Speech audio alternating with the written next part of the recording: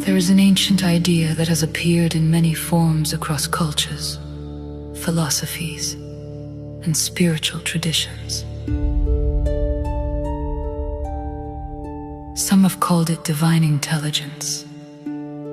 Some have called it cosmic order. Some have called it the Tao. Some have called it wisdom. Others have called it the Word. The ancient Greeks gave it a name that continues to echo through history: the Logos. The word itself is difficult to translate because it points towards something larger than any single definition. It can mean reason, pattern, order, meaning, principle, relationship, intelligence, structure, communication. Yet none of these fully capture it. The Logos is not merely an idea about reality. It is an attempt to describe the hidden coherence through which reality becomes intelligible. The underlying principle through which things relate, unfold, organize, and reveal themselves. Not simply the content of existence, the pattern beneath it. Most of us spend our lives encountering the world through appearances. Events happen, people arrive, conversations unfold, coincidences occur, decisions are made, relationships begin and end. We experience the surface of life as a continuous stream of events. Yet beneath those events lies a deeper question. Why does anything make sense at all? Why is the universe comprehensible? Why does mathematics describe reality? Why do symbols carry meaning? Why does language work? Why do patterns repeat? Why do stories resonate across centuries and cultures? Why does recognition occur? Why can a human being suddenly encounter a sentence, a piece of music, a landscape, or a moment and feel? Yes. The existence of meaning itself is astonishing. We rarely stop to consider it because we live inside it continuously. Yet it remains one of the great mysteries. The Logos begins precisely there. The common misunderstanding is to imagine the Logos as a supernatural entity, an invisible being somewhere beyond the world directing events like a cosmic puppeteer. But the deeper tradition points towards something subtler. The Logos is not necessarily separate from reality. It may be the very principle through which reality coheres, the invisible architecture that allows meaning, relationship, order, and intelligibility to emerge. Consider a symphony. When listening to an orchestra, we hear violins, cellos, woodwinds, brass, percussion, many separate instruments, many separate musicians, many separate notes. Yet somehow a unified piece of music emerges. The music is not located in any individual instrument, nor is it imposed from outside the orchestra. It emerges through relationship, through participation, through pattern, through harmony. The Logos points towards something similar. Not a thing among things, a principle through which things become meaningful together. This possibility becomes especially interesting when we consider human experience.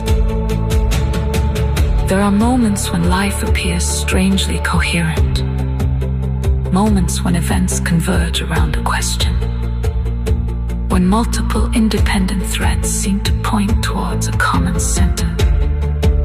When an insight arrives simultaneously through conversation, dreams, symbol, memory, circumstance, and intuition. Many people dismiss such experiences as coincidence. Others treat them as proof of divine intervention. Perhaps both responses miss something important. Perhaps the real mystery is not whether these moments are supernatural. Perhaps the mystery is why reality appears capable of producing coherence at all. Why does life so often behave as though relationship matters? Why do sincere questions sometimes seem to organize perception around themselves? Why do meaningful patterns emerge? The Logos offers a fascinating possibility. Perhaps coherence is not an exception. Perhaps coherence is fundamental. If this is true, then meaning may not be an accidental byproduct of consciousness. Meaning may be woven into the structure of reality itself, not as predetermined messages waiting to be decoded, but as an inherent capacity for relationship, an inherent possibility of recognition. This does not mean that everything happens for a reason, nor does it require believing that every event contains hidden significance. The Logos is not a theory of constant messaging. It is a theory of underlying coherence, a suggestion that reality possesses an intrinsic capacity to become meaningful through participation. One of the most profound implications of the Logos concerns knowledge itself. Modern culture often treats knowing as extraction. We gather information, collect facts, analyze data, construct models. These are valuable and necessary activities. Yet there are forms of knowing that operate differently. A friendship cannot be known through analysis alone. A landscape cannot be known through measurement alone. A piece of music cannot be known through technical description alone.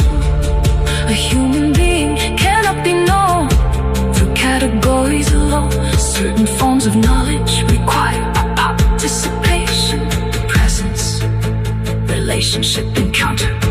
The Logo suggests that reality may reveal itself most deeply through these participatory forms of knowing. Not because reason is insufficient, but because reason itself may be one expression of a larger organizing principle. This is where the concept becomes deeply personal. For many people, the Logos remains an abstract philosophical idea. Yet others encounter it directly, though they may not use that name. They experience moments where life feels less random and more relational. Moments when hidden coherence becomes visible. Moments when reality appears not merely mechanical, responsive. Not responsive in the sense of granting wishes or delivering personalized messages. Responsive in the sense that attention itself seems to matter. Questions matter, participation matters, presence matters, the quality of relationship matters. Such experiences often leave a lasting impression because they suggest a different vision of the world, not a universe of isolated objects, the universe of relationships, not a collection of disconnected events, a living field of participation. Perhaps this explains why so many spiritual traditions place such emphasis on attention. Not because attention changes reality through force, but because attention changes relationship. And relationship changes what becomes visible. A distracted person can walk through a forest and see only trees. A present person can walk through the same forest and encounter wonder. The forest has not changed.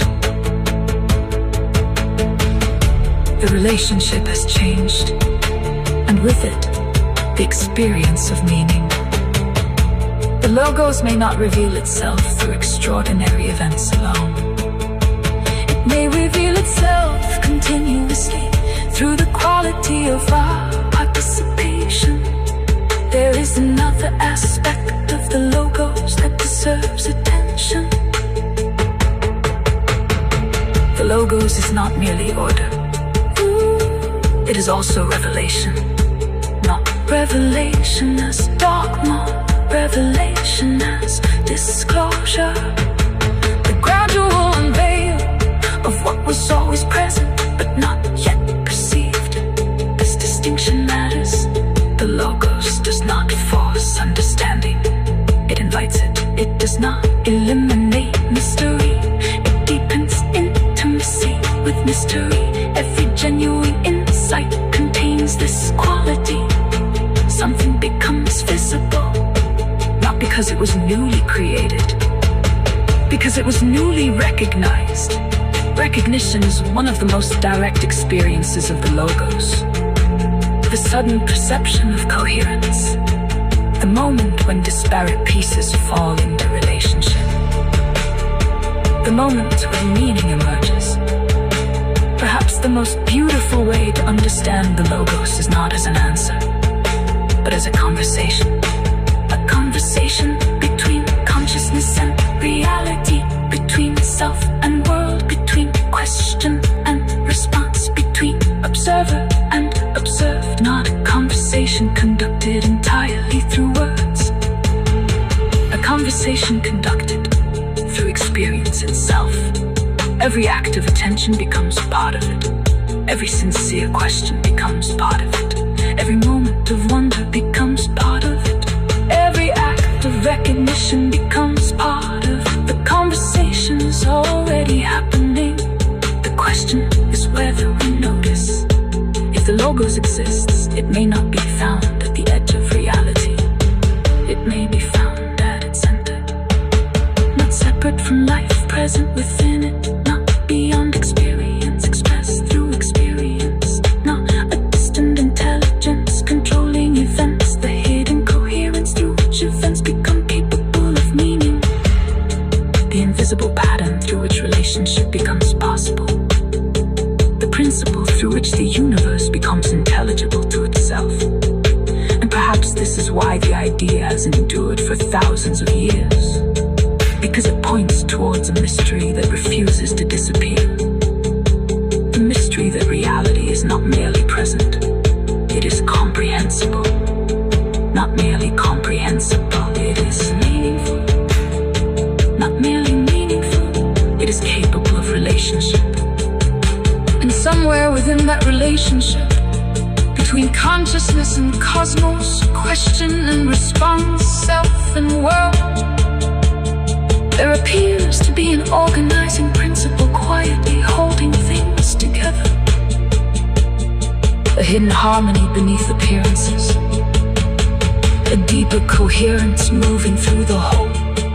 A living conversation still unfolding. The ancient world called the Logos. Perhaps it remains one of the most beautiful names we have, for the mystery that meaning itself is possible.